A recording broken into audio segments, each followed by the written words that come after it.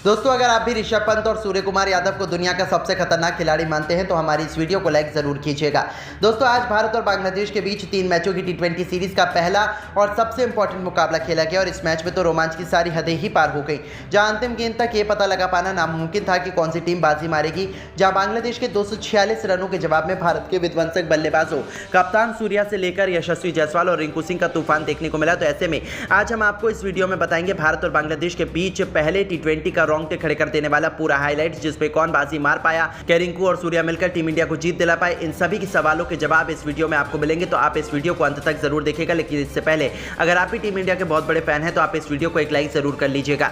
दोस्तों, जैसा कि आप सभी तो जानते ही हैं कि इंडिया और श्रीलंका दौरे की समाप्ति के बाद इंडिया बांग्लादेश के बीच 3 मैचों की टी20 सीरीज का शुभारंभ हो चुका है, जिसका पहला मुकाबला आज मुंबई के ऐतिहासिक वानखेड़े क्रिकेट स्टेडियम पर शुरू हुआ। यहां बांग्लादेश के कप्तान नजमुल हुसैन संतो ने टॉस जीतकर पहले बल्लेबाजी करने का फैसला चुना और यहां जब बांग्लादेश की टीम बल्लेबाजी करने के लिए उतरी तो हमेशा की तरह उनके लिए पारी की शुरुआत लिटन दास के साथ तंजीद हसन की खतरनाक जोड़ी मैदान में आई। जहां दोनों बल्लेबाजों से उम्मीदें तो यही लग रही थी कि पहले विकेट के लिए बड़ी साझेदारी देखने के लिए मिल जाए, लेकिन दोस्तों यहां पर तंजीद हसन के रूप में पहला बड़ा झटका बांग्लादेश की टीम को जसप्रीत बुमराह ने दिया। जहां अब पहला बड़ा झटका लग जाने के बाद फिर बल्लेबाजी करने के लिए उतरे खुद कप्तान नजमुल हुसैन संतो। जहां लिटन दास और संतो मिलकर साझेदारी को आगे बढ़ा पाते उससे पहले ही लिटन को 7वें ओवर की दूसरी गेंद पर रियान पराग ने बोल्ड कर दिया और यहां लिटन 20 रन बनाकर ही आउट हो गए। अब ये 2 बड़े झटके लग जाने के बाद बांग्लादेश की टीम पूरी तरह से लड़खड़ा चुकी थी। ऐसा लग रहा था कि आज के मुकाबले में बांग्लादेश की टीम ज्यादा से ज्यादा भारत के आगे 120 या 100 रन ही बना पाएगी। अब यहां संतो और शाकिब अल हसन पर पूरा दारोमदार था अपनी टीम के लिए ज्यादा से ज्यादा रन बनाने का। लेकिन दोस्तों, भारतीय गेंदबाजों को कहां पता था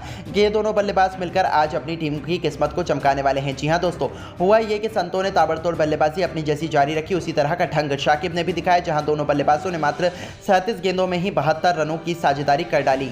इस दौरान विकेट चटकाना काफी अहम हो चुका था। तभी कप्तान सूर्या ने फैसला किया कि वो गेंदबाजी पर अपने सबसे भरोसेमंद खिलाड़ी जसप्रीत बुमराह को लेकर आएंगे और 14वें ओवर की तीसरी गेंद पर बुमराह ने शाकिब के रूप में तीसरा बड़ा झटका बांग्लादेश की टीम को दिया, जो कि 43 रन बनाकर आउट हुए। और उनके आउट हो जाने के बाद फिर बल्लेबाजी करने के लिए उतरे महमदुल्लाह। वो कप्तान संतो के साथ मिलकर साझेदारी को आगे बढ़ाते और अपनी टीम के स्कोर को 150 रनों के पार ये दोनों बल्लेबाज लेकर पहुंचे। इस दौरान बांग्लादेश की टीम लगातार आगे बढ़ती चलती जा रही थी और दूसरी तरफ संतो का बल्ला रुकने का नाम नहीं ले रहा था। उन्होंने मात्र 34 गेंदों में भारत के खिलाफ 74 रन ठोक डाले और अब यहां से मैच पूरी तरह से फंस चुका था। तभी अर्शदीप ने आकर 17वें ओवर में संतो का विकेट गिराया, जो कि 74 रन बनाकर इस मुकाबले में आउट हुए और संतो का विकेट गिर जाने के बाद भारतीय टीम को चैन की सांस आई। लेकिन महमदुल्लाह ने साथ ही बल्लेबाज के साथ मिलकर अपनी टीम को 200 के पार पहुंचाया। इस दौरान महमदुल्लाह ने जहां 53 रन बनाए और बांग्लादेश की टीम 20 ओवर में 6 विकेट के नुकसान पर भारत के खिलाफ 245 रन बनाने में कामयाब रही। और इस दौरान भारत के लिए सबसे ज्यादा 4 विकेट जसप्रीत बुमराह के नाम रहे, तो वहीं एक विकेट अर्शदीप सिंह और रियान पराग के नाम रहे। अब दोस्तों, बारी थी भारतीय बल्लेबाजों की इस मैदान पर कुछ चमत्कार कर दिखाने की। दोस्तों, टीम इंडिया को विस्फोटक शुरुआत दिलवाने के लिए यशस्वी जायसवाल के साथ खतरनाक अभिषेक शर्मा की तूफानी जोड़ी मैदान में उतरी थी। ऐसा लगा था कि ये दोनों खिलाड़ी टीम इंडिया को ताबड़तोड़ शुरुआत दिलाएंगे, लेकिन अभिषेक शर्मा इस मुकाबले में एक बार फिर जल्दबाजी कर बैठे। वो गेंदबाजी के बिछाए जाल में फंस गए और फील्डर को अपना आसान सा कैच देकर इस खिलाड़ी को पवेलियन लौटना पड़ा। हालांकि उन्होंने तो शुरुआत शानदार की थी, लेकिन फिर भी वो इस मैच में केवल 9 रन बनाकर ही पवेलियन लौट गए। अब दोस्तों, अभिषेक का विकेट गिर जाने के बाद भारतीय टीम काफी ज्यादा दबाव में आ चुकी थी। अब अभिषेक जब आउट हुए तो बल्लेबाजी के लिए उतरे खुद कप्तान सूर्या। जहां सूर्या और यशस्वी जायसवाल पर हर किसी की निगाहें थी कि ये दोनों बल्लेबाज दूसरे विकेट के लिए कितने रन जोड़ पाते हैं। इस दौरान सब कुछ सही चल रहा था। शाकिब अल हसन के ओवर में सूर्या ने एक के बाद एक लगातार 3 गेंद पर 3 खतरनाक छक्के लगाकर टीम इंडिया को तूफानी रफ्तार से आगे बढ़ाना शुरू कर दिया था। दूसरी तरफ यशस्वी जायसवाल का बल्ला दहाड़ लगा रहा था। 6 ओवर में टीम इंडिया ने 68 रन बनाए, तो देखते ही देखते 8 ओवर में भारतीय पारी 90 रनों के पार खड़ी थी। इन दोनों खिलाड़ियों के बीच 100 रनों से अधिक की मजबूत पार्टनरशिप हो चुकी थी। दोनों तरफ से दोनों खिलाड़ी केवल चौके और छक्कों से ही बात कर रहे थे। इस बीच सूर्या ने अपना तूफानी शतक केवल 30 गेंदों में ठोक दिया, जो टीम इंडिया की जीत के लिए बेहद महत्वपूर्ण माना जा रहा था। इन दोनों ने भारत को मैच में मजबूत स्थिति में लाकर खड़ा कर दिया। लेकिन दोस्तों, यशस्वी जायसवाल भी अपनी साझेदारी को ज्यादा देर तक आगे बढ़ा नहीं पाए और 49 रन बनाकर वो आउट हो गए। अब पूरी जिम्मेदारी भारत के 2 सबसे खतरनाक टी20 बल्लेबाज रिंकू सिंह और सूर्य कुमार यादव के मजबूत कंधों पर आ चुकी थी मैच जिताने की, क्योंकि इनके अलावा कोई और बल्लेबाज भारतीय टीम को जिताने का दम नहीं रखता था। अब दोस्तों, यहाँ टी20 के शूरवीर रिंकू सिंह ने भी आते ही अपना विस्फोटक अंदाज में एक तरफ से बांग्लादेशी गेंदबाजों गेंदबाजों की बेरहमी से कुटाई करना शुरू कर दी। दोनों मिलकर साझेदारी को आगे बढ़ाते हुए अंतिम ओवर तक ले जाते हैं, जहां खास बात तो ये रही थी कि सूर्य कुमार यादव आज कमाल की लय में नजर आ रहे थे। उन्हें रोक पाना आज किसी भी गेंदबाज के बस की बात नहीं हो रही थी, यहाँ तक कि रिंकू सिंह भी। वहीं दूसरी तरफ रिंकू सिंह भी खड़े खड़े केवल उनकी खूबसूरत बैटिंग का आनंद उठा रहे थे। उन्होंने सबसे पहले तो मात्र 30 गेंदों में अपना अर्धशतक पूरा किया और अर्धशतक चढ़ाने के बाद वो अपने शतक की ओर आगे बढ़ चले।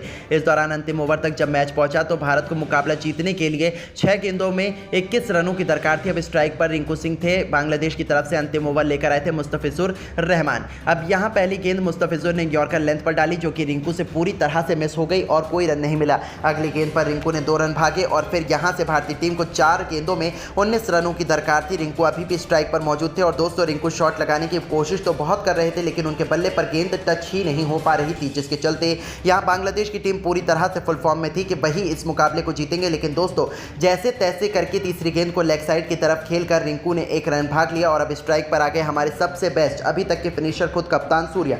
जहां सूर्या को 3 गेंदों पर 3 तूफानी छक्के लगाने थे और तभी भारत की टीम मुकाबला जीत पाती, क्योंकि 3 गेंदों पर 18 रन चाहिए थे भारत को। अब चौथी गेंद पर सूर्या ने सामने की तरफ छक्का जड़ दिया। 5वीं गेंद पर डीप कवर्स के ऊपर से एक और शानदार आसमानी छक्का जड़कर सूर्या ने टीम को जीत के दहलीज पर ला दिया। अब 1 गेंद शेष मात्र बची हुई थी और मैच जीतने के लिए 6 रन चाहिए थे। सूर्या बखूबी जानते थे कि मुस्तफिजुर वाइड यॉर्कर लेंथ डालने की कोशिश करेंगे और इसलिए सूर्या ने पहले से ही अपनी आंखें जमा कर रखी थी और अपने बल्ले का परफेक्ट स्विंग दिखाते हुए उन्होंने डीप मिड विकेट के ऊपर से महेंद्र सिंह धोनी के अंदाज में मैच विनिंग 6 ठोक दिया, जिसके चलते भारतीय टीम के होनहार बल्लेबाज सूर्या ने इस दौरान अपना अर्धशतक तो बनाया ही, साथ ही साथ 108 रनों की उन्होंने पारी खेली और अपने शतक के साथ उन्होंने भारतीय टीम को मैच के भी जिताया।